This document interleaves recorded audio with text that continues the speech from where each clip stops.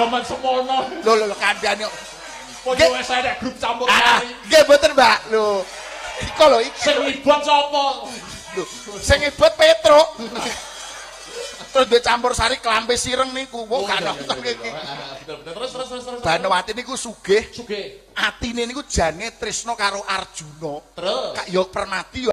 Nyun sewu niku. Ya ora apa-apa eneke ya wis ngene iki. Kresna, kula wonten dawuh kok Prabu. Ngantem indhase wong iku kumane pirang taun. Sabar to. Urung-urung kok wis nesuwi ngopo. Tembunge agama innallaha ma'asobirin. Wong sabar kekasih Gusti Allah. Ah, kene yo mudeng. Lah banjur Sang Prabu Hamsa drajak-drajak panjenengan duwe sedya kang endi dene prapta ana ngaten. Leres nggih, punika sinebut negara Ngamarta nggih negara Ngendraprasta niki nggih niki. Iya. Iki negara Ngamarta ya kraton negara Ngendraprasta. Banjur kersane Prabu mrene. Ngaten, mugi kawuning ana. Negari kulawarga bentar ing ripalenggan sakmangke nembe nandhang pacoban saking Gusti kang ngakarya jagat. Nurige wujudipun pagebluk mayangkara awising boga lan wastra. Kula antuk wangsit saking dewa negari kula saged paluya jati-jati temanirmala, saged pulih kadi dene wingi uni. Waton linenggahan wujudipun pusaka ingkang naminipun Jimat Jamus Kalimasada. Kula tokak takoke wong sapa sing duwe wujude Jimat Jamus Kalimasada ndak enek sing roh. Bareng kula buka Mbah Google. Lah niki. Tinempune jebul Jimat Jamus Kalimasada mboten asanes sing kagungan namung jeng ngandika sinuwun Prabu Puntadewa. Pramila kula sowan dhateng mriki nyuwun sewu badhe nyuwun ampilan. Ngono Sang Prabu. Nggih. Menawi kula dipun parangaken ngampil syukur bagi jumurung. Ning lek kepeksane kudu dituku sarana dhuwit sisan gawe pira regane Kalimasada tak tukune Kalimasada kuwi mau ora sang nganggo nyang-nyangan langsung kula bayar kenceng. Menawi dhuwit kula sing kula beton iki kirang mengki kirangipun saged kula kentun lumantar transfer ngoten. Pripun? Disilihke napa diloske pisan didol teng kula. Mangkandha regane pira Kalimasada niku? Werkudara iki sing bisa nyauri kowe ya Di.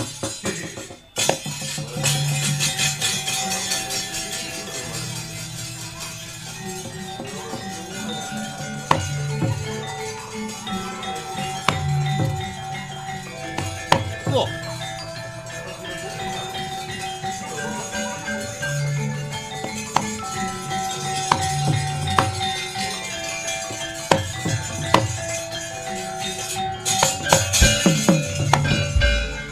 Hamsa.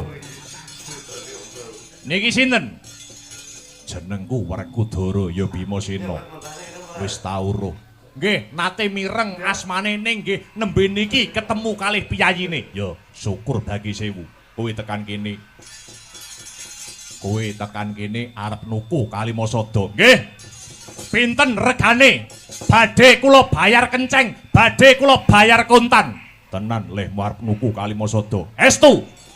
Diwas kebeneran, pancen wis pirang-pirang dina iki Kalimasada lagi tak tawak-tawakke wong padha ora ana sing ngenyang.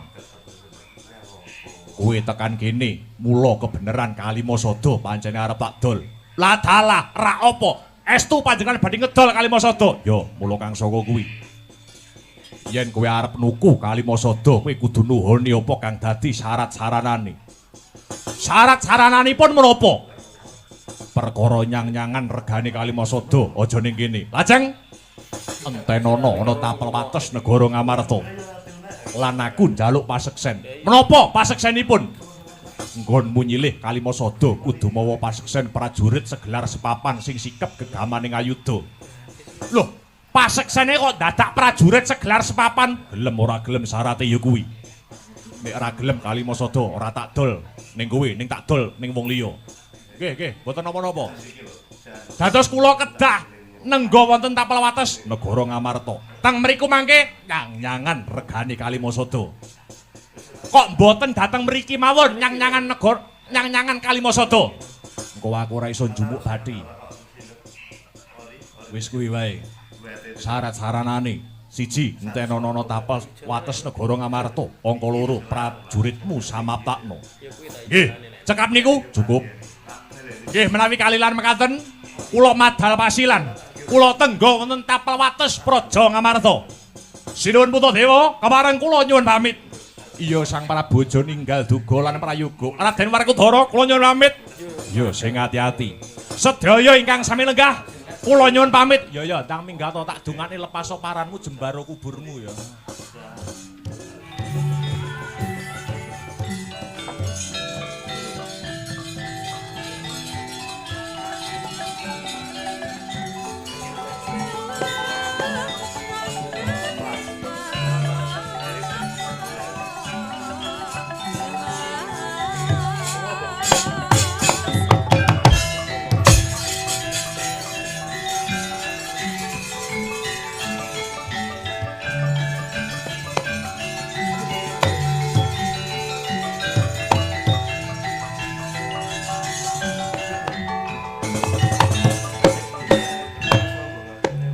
Kresna kakangku.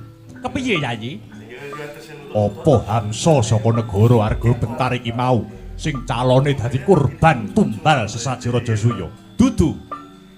Hamsa iki mau mung dapur duta, mung dapur utusan. Dene sing ngutus ya kuwi ora ana liya kejaba Ratu Magoda jenenge Prabu Jarasandha. Lah, Prabu Jarasandha iki bakal nganake wujuding upacara sing jenenge sesaji Kala Ludra. Bekakak Ratu satus negara. Malah dina iki Prabu Jarasandha wis kelakon ngunjara Ratu 97. Tegese kurang 3. Lah sing dadi jangkepe ya kuwi siji Yayi Aji Ngamarta, 2 panjenengan ingsun pribadi. Lan sing angka pungkasan Koko Prabu Baladewa. Edan, aku go melu etungan Kresna. Nuwun inggih Koko Prabu. Kowe lah ora omong mau-mau kowe. Ngerti ngono Ratu Hamsa ning kene tak gecek dase mau-mau. Sabar Koko Prabu, sabar. Yayi, Gusti tegesipun sampun paring pitedah. Gusti sampun paring pepadang. Baya sinten ingkang dados tumbalipun sesaji Rajasuya?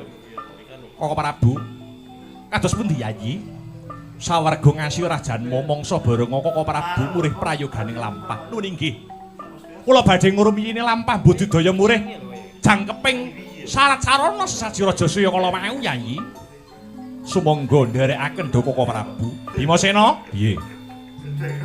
Pranakan Pandhawa aja nganti keri ya, Dik.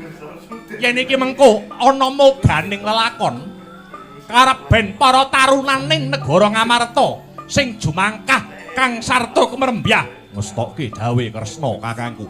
Gandanya sekar kehadung Tumen kembang kembang menung Estu arok kaya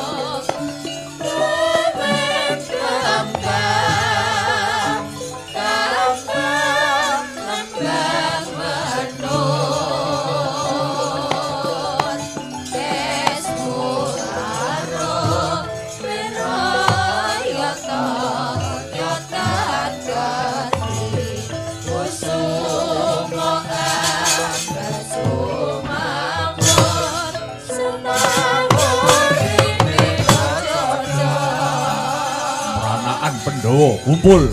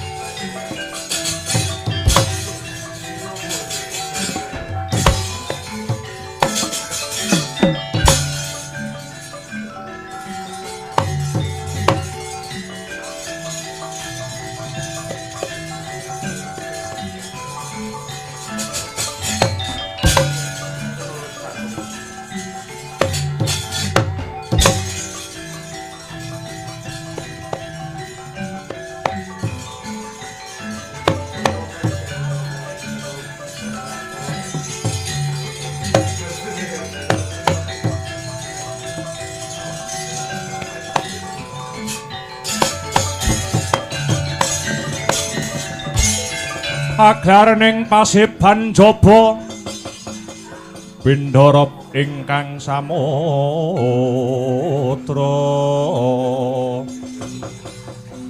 Obra busananing wadya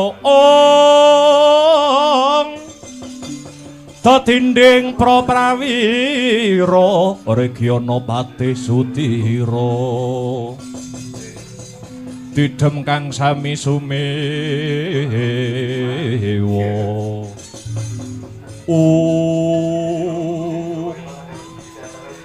Anakku kabeh Antarja Gatotkaca Budini bocah degleng Antasena wonten dawuh Rama Kyai wonten dawuh Rama Kyai ana apa bro iki anak-anake do dikumpulne ana apa iki apa arep ana dum-duman dhuwit apa piye iki Mara gage rungokno dina iki ana pakaryan kanggo kowe kabeh manunggala dadi siji kelawan barisan Ngamarta Dwarawati lan Mandura amarga sajake Ngamarta bakal ana pasulayan Prabu Hamsa sak wadyabalane wis ngenteni ana tapel wates negara Ngamarta kowe kabeh dadi bocah nom aja nganti duweni pitakonan negara wis menehi apa menyang kowe nanging diwalik kowe wis menehi apa menyang negaramu muga-muga antuk pengasih saka Gusti Kang Maha Asih satemah pepundhenmu para Pandhawa bisa kasembadan ngadani upacara syukur wujude sesaji Raja Saya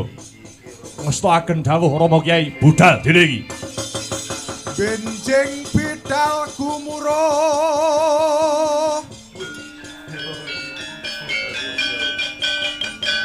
saking paseban Jawi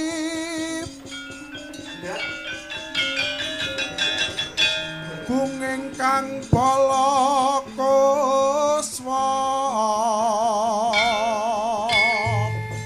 Habra busananira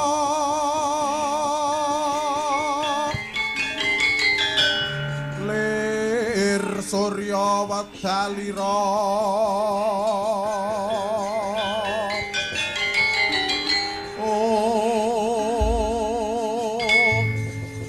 harsa madangi jagat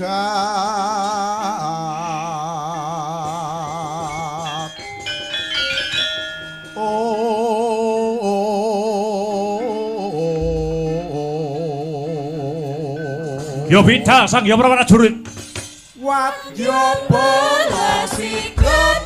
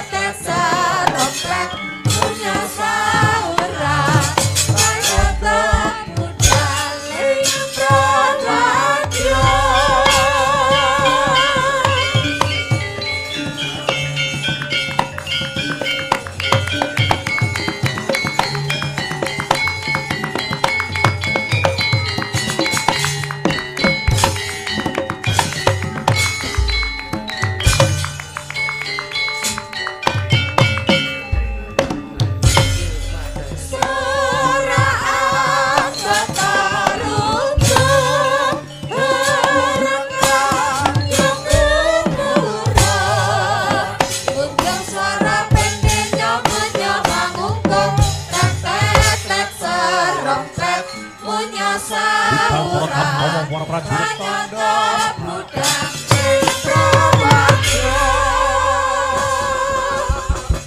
Indrawadya Soko prawadya siapa Lupan sana kita Soko prawadya siapa Lupan sana kita Soko kita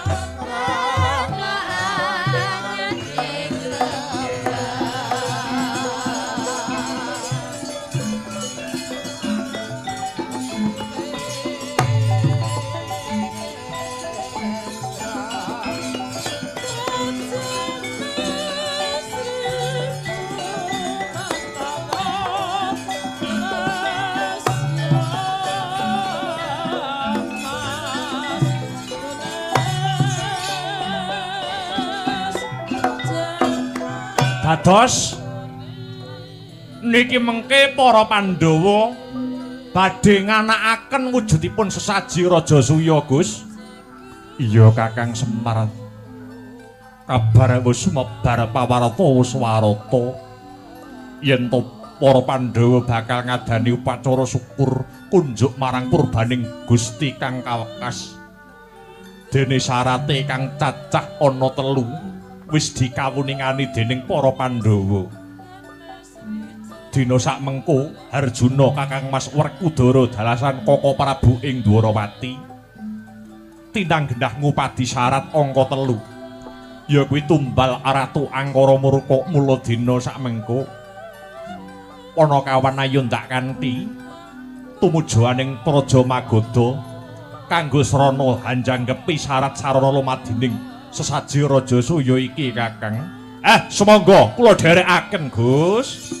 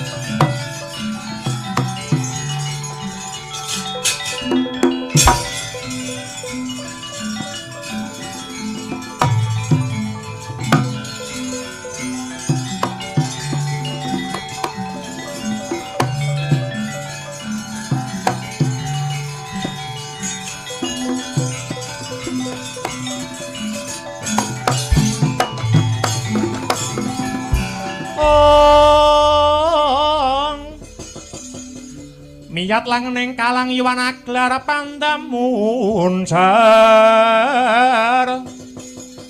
ong tinon lir kekonang surem sorote tan padang kasor lan pajaring purnameng gegono dasare mungsa katiku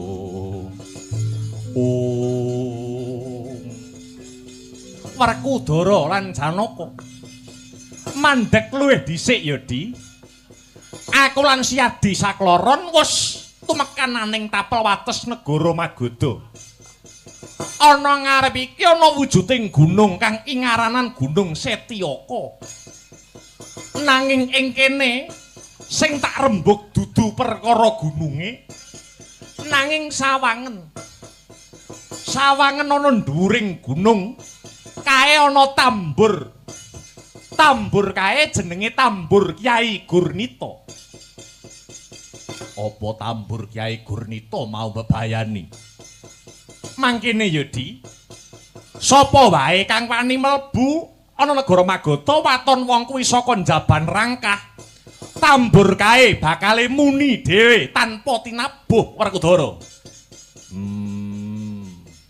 kok iso mangkono larah-larahe kepiye mbiyen negara kene aratune jejuluk Prabu Bryudrata Prabu Bryudrata kagungan garwa loro kang sesilih Retnadi lan Retnadati 10 taun anggone omah-omah nanging durung pinaringan putra bingung bilung-lungan penggalihe Prabu Bryudrata wekasan mentar saka Praja Magoda saperlu teteki Brata mapan ana madyaning alas saka wanter ngenya semedi tumedhak dewa saka kayangan Sidik pangudal-udal pukulun Bathara Narada maringi wujuding woh-wohan saka kahyangan kang denarani pelem pertangga jiwa karepe para Jawata pelem mau kena kinarya sarana garwane Prabu Bryudrata bisa anggarbini saka bombonge Prabu Bryudrata awit wis pinaringan pituduh tanpa pamit berabat bali ana negarane Magoda sakwise tekan negara Magoda Prabu Bryudrata wis dinteni kelawan garwane sakloron kasare wis ditinggal sewulan kena kanggo titikan wong wedok nek ditinggal sing lanang kesuwen rasane kangen terus ning awak ya rasane gatel kabeh ngerti sing lanang bojo loro ngenteni ndek ngarep lawang sijine lawang sisih kiwa sijine lawang sisih tengen ngono ri tanggur nganggo daster jero daster blas ra gawe apa-apa lho monggo dastere semrawang ngono kae gek semune rada digrujuk banyu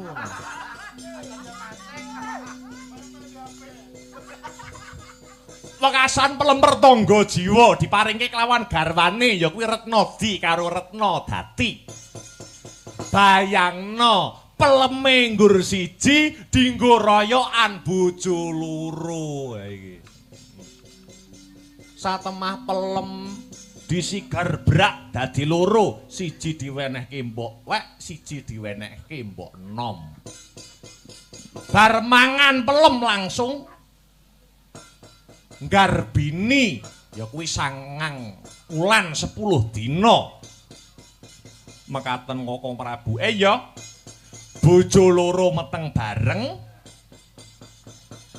9 wulan 10 dina sak banjure bayu mau lair saka garwa kekarone nanging wujute separo-separo ora sak lumrahe manungsa rumangsa lingsem utawa isin rasane Prabu Bryudrata ing ngatasé Ratu Gung Binetara duweni anak sing wujute separo-separo bayi mau banjur dibuang ana tengah alas bayi mau ditemu karo wewe wedok sing jenenge Nyai Joro. Bayi mau rinumpaka kelawan Nyai Joro, bayi separo-separo digathukke plek dadi siji, dadi manungsa lumrah. Njur karo Nyai Joro, bayi mau diparingi tetenger, Joko Slewah ya Joro Sando. Wiwit cilik Joro Sando ora tau srawung karo menungsa, ning srawunge karo bangsaning Satuwana. Simo, Banteng, Srenggala lan sapanunggalane. Mula ora mokal patrape Joro Sando kae wengis amarga wiwit cilik srawunge mung karo kewan. Nuju sawijining dina Joro Sando mau takon karo Nyai Joro, "Mbok, sak temene iki wong tuaku sapa?"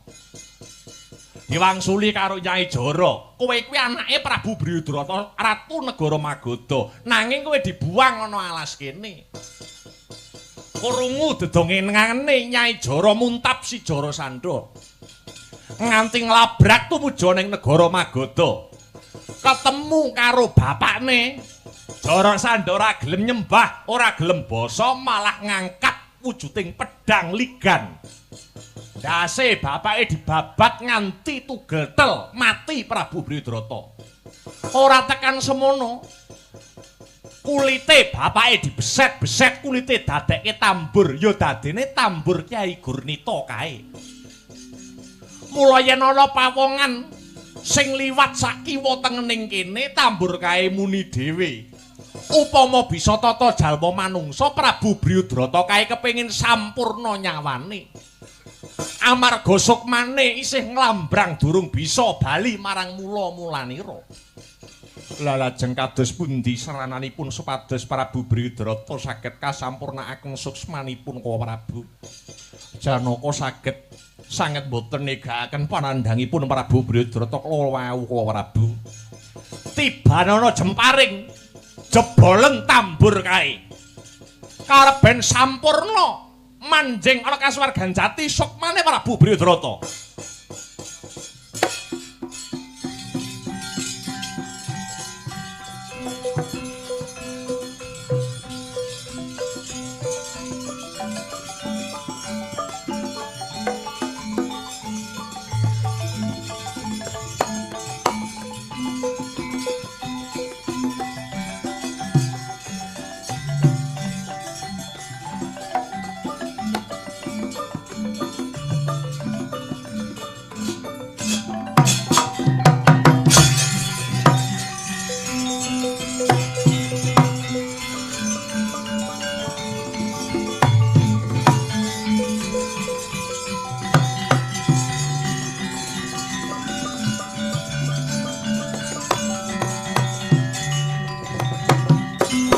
Prabu Kresna, Raden Bima, Raden Janaka, banget panuwun kula.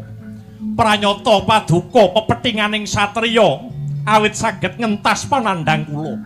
Babagan katentremaning bawana kula titip anak kula pun Joro Sando dumateng Prabu Kresna.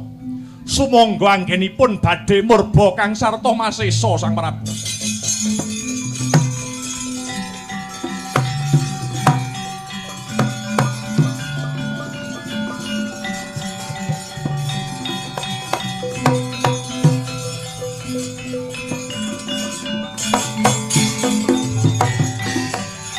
Sampun sampurna sukmanipun Prabu Bryudrata. Ya Dimas, ayo enggal nutuke laku.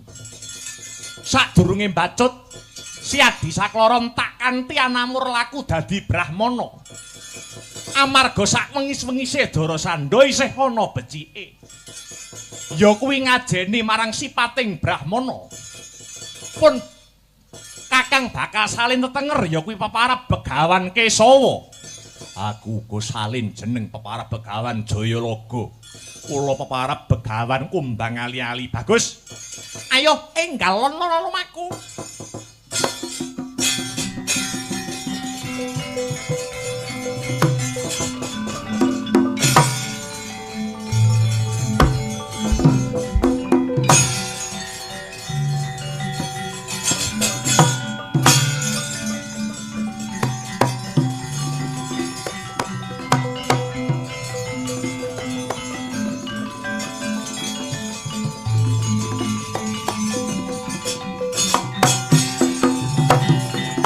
rada merah ingsun Prihatin pas paku mijil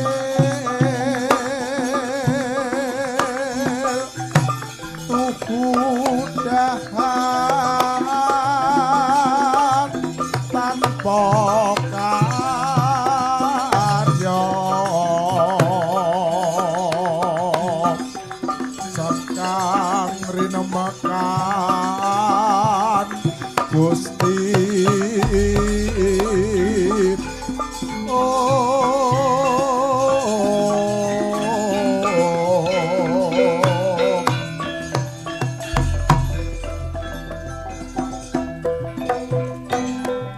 leweran keringetmu krenggosan napasmu togok mlayu-mlayu gawe kaget ana apa unjuk uning sinuwun sajroning perang gegemburan Prabu Amsa dalah Prabu Dimbaka dipun pejahi kalian Ratu Mandura Prabu Baladewa lan panenggak Pandhawa pun Werkudara sinuwun iblis lalat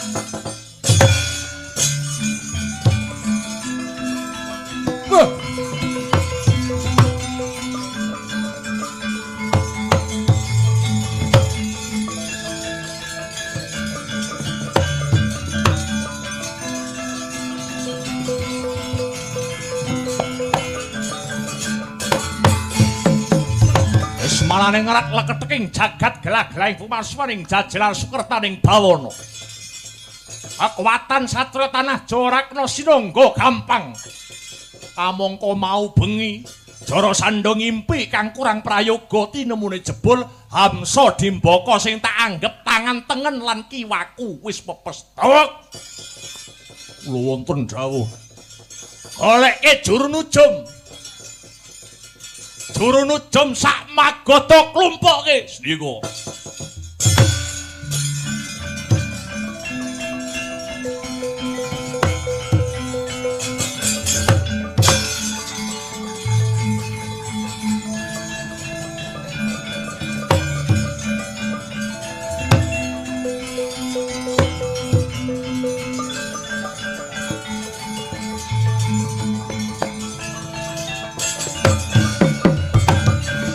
Juru nujum iki. Nggih. Jenengmu sapa? Nami kula pun Begawan Amonggati. Amonggati. Nggih. Coba werdekno apa sing dadi pasupenaning Jarasandha. Paduka nyupena menapa Sang Prabu. Aku ngimpi yen to negara Magadha kene ketaman banjir bandang lan ringin sak kembaran sing rungkat saka oyote. Kabeh pangimpenku mau werdine apa Amonggati? Banjir bandang ingkang anempuh punika merdekaken menawi negara Magadha badhe kedatengan mengsah lan ringin sakembaran ingkang sol saking oyote punika mengku werdi kamukten kang sarta kawibawan paduka badhe rebah badhe rubuh mila paduka ingkang ngati-ngati kedah ingkang eling lan waspada Prabu Jarasandha dikon merdeke malah mecang kaya wong kerang bangsat.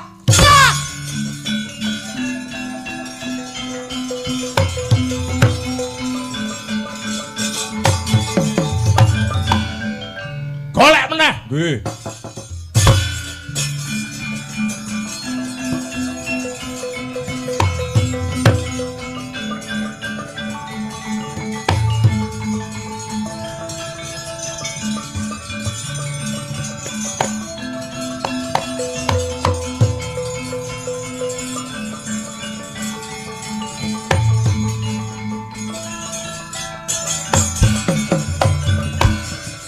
Sapa iki?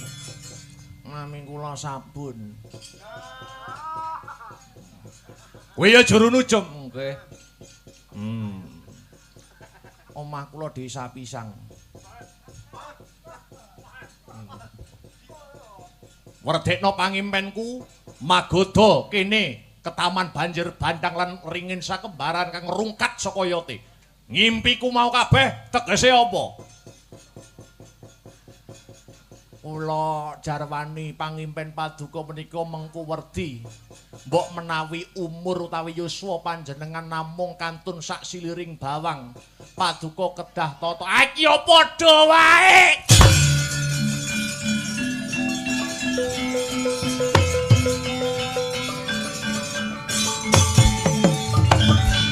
Isih ana ora? Pun telas. Golek neh, ora golek ora biabat gulumu kowe.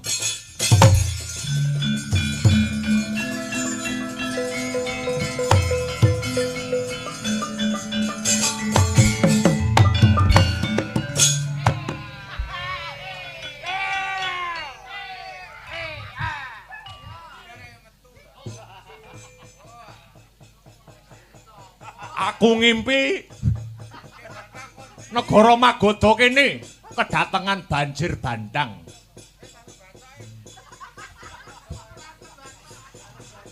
Ringin loro sakembaran rubuh merga kesempyok banjir bandang. Kuwi tegese apa, Juru Nujum?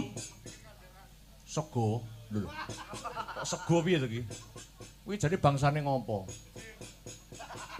Ngimpiku iki werdine apa? Ngapunten kula nek perkara merdekne ngimpi mboten saged.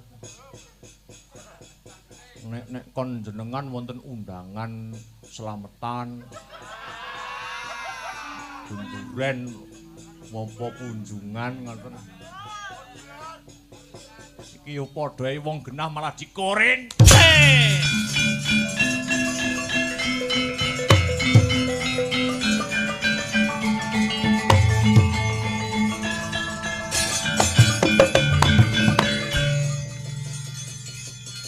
Piye? Mbok pendem bathange? Mboten. Ora usah, pakake kirik wae. Golek neh sing pungkasan.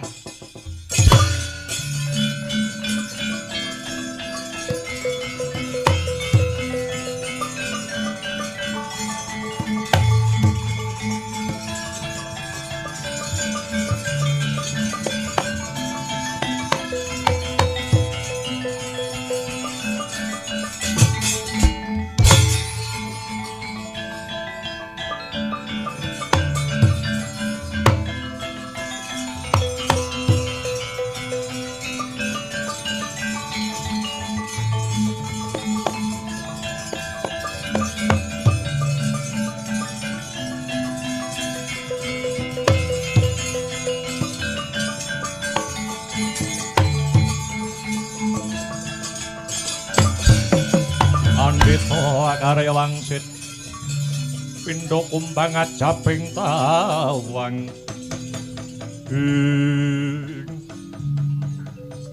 iki ana brahmana cacah 3 mara gage tepungna sapa peparape brahmana katelune Sudyamastani Sang Prabu peparapku Begawan Kesawa sing gagah gedhe dhuwur. Aku Begawan Jayalaga. Kula Begawan Kumbang Ali-ali. Mapan kebeneran. Jarasandha bubar wae nyempena mbok menawa kraton Magoda kene ketaman banjir bandang. Banjir bandang iku Hanjalari wit paringin sakembaran rungkat saka hayate. Kira-kira pasupenan kuwi iki mengku surasa sing kepiye mara gage jlentrehna. Jlentrehna tanpa rasa rigoh lan pegewuh panemban. Sumrupa Sang Prabu. Banjir bandang mengku werdi bebaya. Paringin sakembaran kang ambruk mratelakake adeking Nalendra mila Sang Prabu. Mumpung dereng kedlarung monggo kula kanthi manembah manungku puja mring purbaning kang kawasa. Nyuwun sewu. Paduka Sang Prabu ingkang badhe ngadani wujuding sesaji Kalaludra nyembelih ratu cacah 100 negara. Kula aturi murungaken. Nanging awit sedaya kala wau boten badhe kasembadan ning malah ngelak mangsa mbujung wanci rebahing kawibawan paduka dados Nalendra. Setan kowe.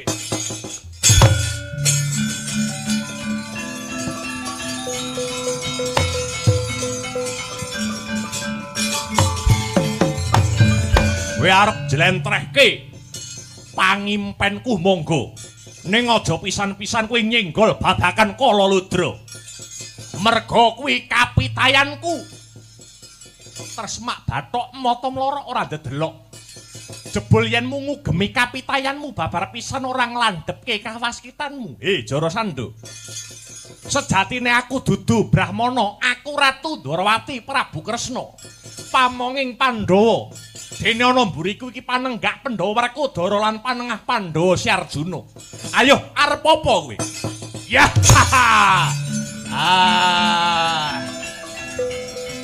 Ikian.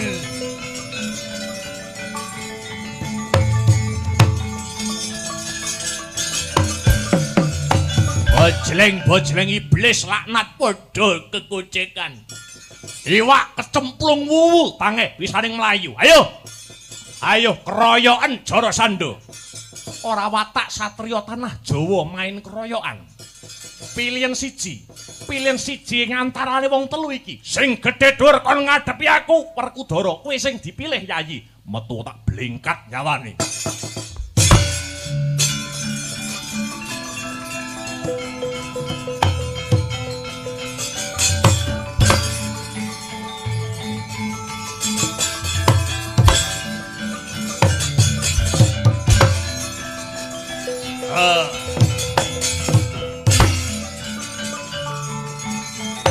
Kanjur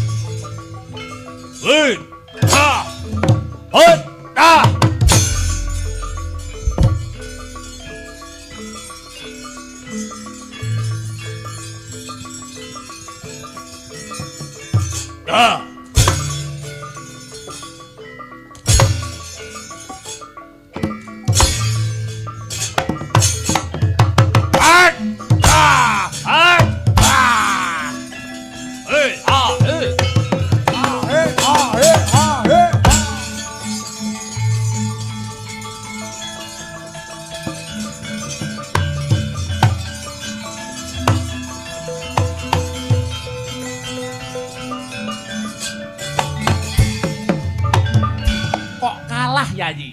Ora kalah. Loh, lah kok mundur? Leren.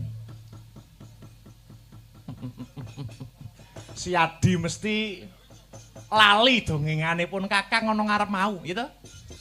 Jarasandha linahirake lantaran sigaran pelemper tangga jiwa. Sandangan sing pating gedubel kae kanggo nutupi pengapesane.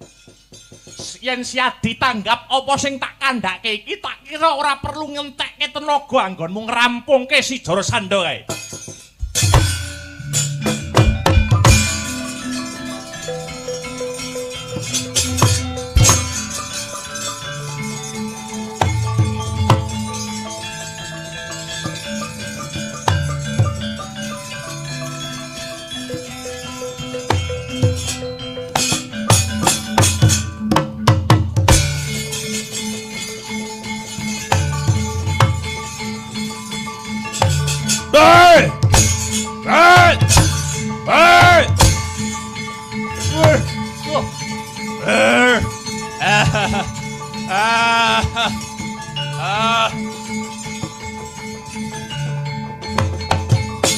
Noyah nayuh Baskara Titi mangsa dupemut pring pengapesaning Sang Jarasandha risang Werkudara ngetok karo san kang pungkasan ya kadengkek bangkekane dadi lan patine sirna Sang Jarasandha.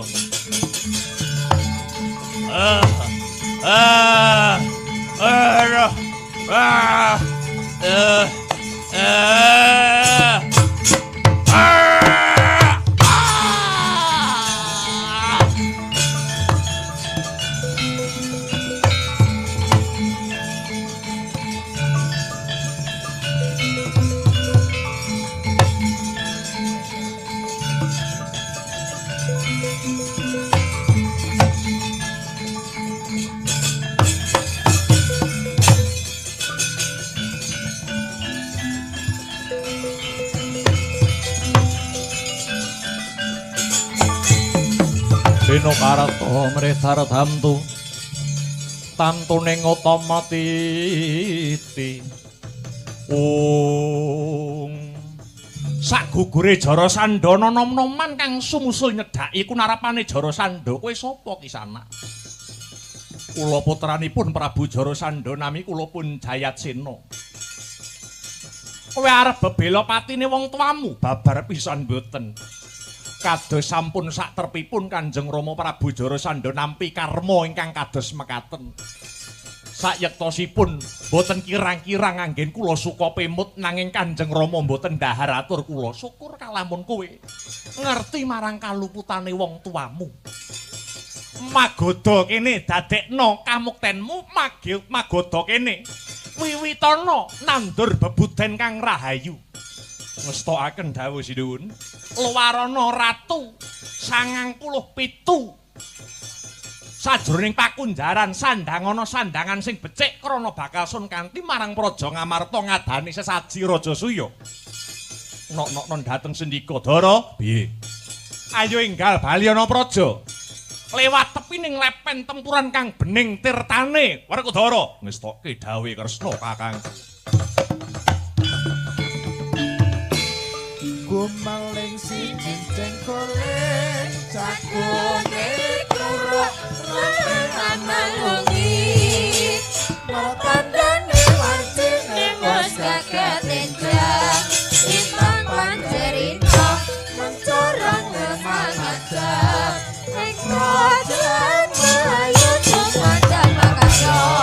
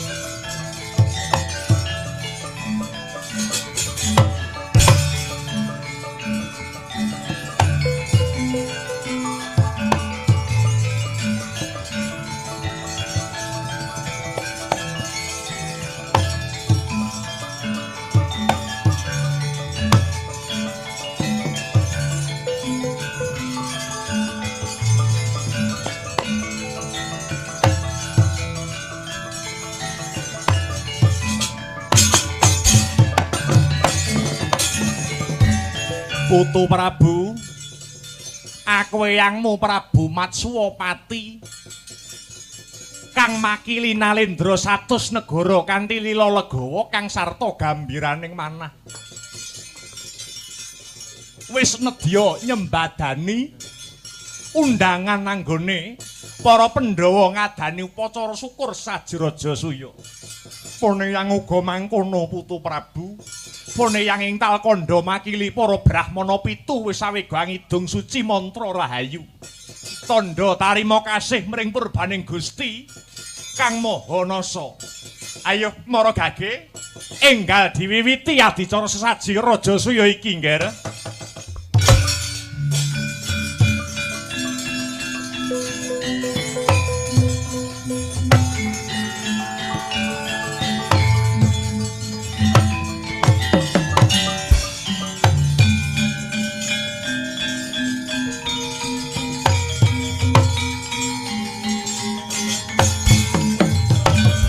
Purwa Madya Wasana upacara sesaji Raja Suya sampun kaleksanan.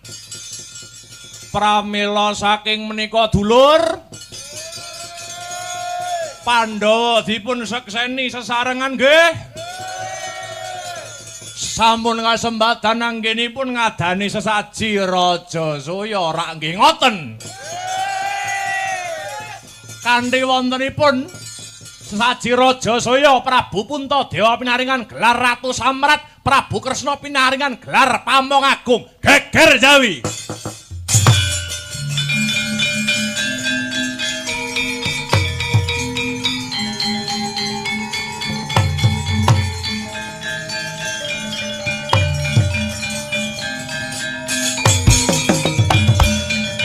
dipun tepangaken kula Ratu Cedi Prabu Supala. Kula mboten sarujuk wontenipun sesaji raja saya menika. Prabu Puntadewa diparingi gelar Ratu Samrat, Ratu Agung. Sing agung niku napane? Ratu kelemar-kelemar kaya laler apa maneh Prabu Kresna. Dinobatke dadi Pamong Agung. Wah, saya gembelo ndase.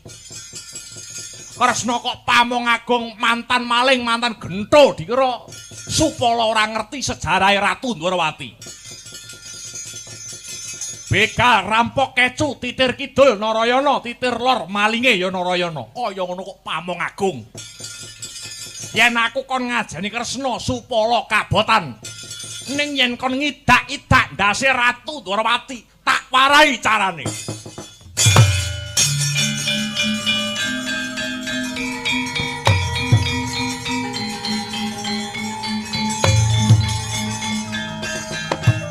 Eleng-eleng Prabu Kresna titise Sang Hyang Wisnu.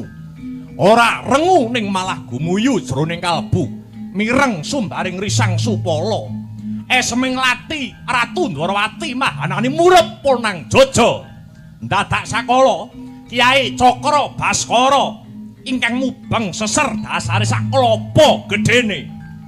Medal saking telenging Jaja sigara lumayang ngener marang janggane Sang Supala. Amung sagebyaring tatpit Punang Cakra wis mungkasi gesanging Sang Supala. Katingal tugel tel sirah gumlundung aning Jrambah.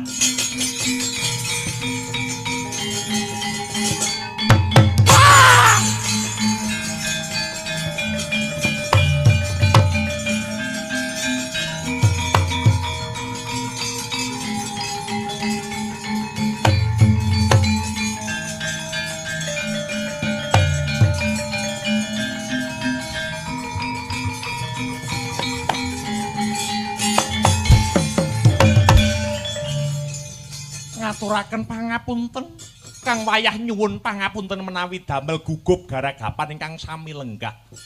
Ora dadi pangapa Kresna, aku wis ngerti sejarahe Supala pancen kodrate kudu mati ana tanganmu. Sing luwih wigati